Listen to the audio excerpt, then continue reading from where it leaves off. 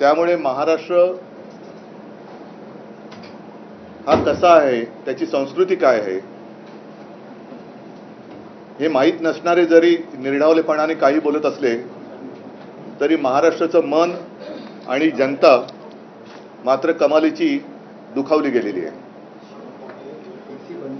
गेले काही दिवसांपासून गुंडांचा जो हैदोस या महाराष्ट्रामध्ये सुरू आहे,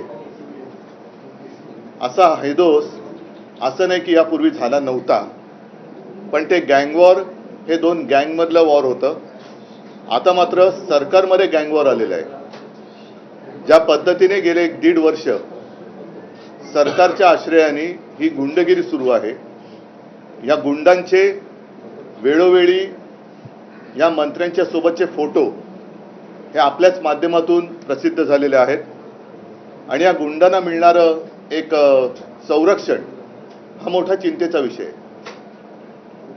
काल परवाकडे आमचा एक चांगला कार्यकर्ता अभिषेक, त्याच्यावरती निर्गुण हल्ला झाला, त्याची हत्या झाली।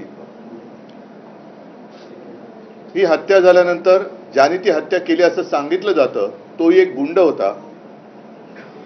त्या गुंडांनी आत्महत्या केली। हे प्रकरण जेवढं वरकरणी वाटतं तेवढं सोपं दिसत नाहीये। सूड भावना ही एक भावना असते ज्याने माणूस अत्यंत टोकाचं पाऊल उचलतो। समजा एक क्षणभर धरून चाला की त्या गुंडांनी तसं पाऊल उचललं असेल तरी त्यांनी स्वतः आत्महत्या का केली हा एक प्रश्न मनामध्ये कायम राहतो। ज्याप्रमाणे गणपत गायकवाड या भाजपच्या आमदारांनी भर पोलीस स्टेशनमध्ये गोळीबार करतानाचा तो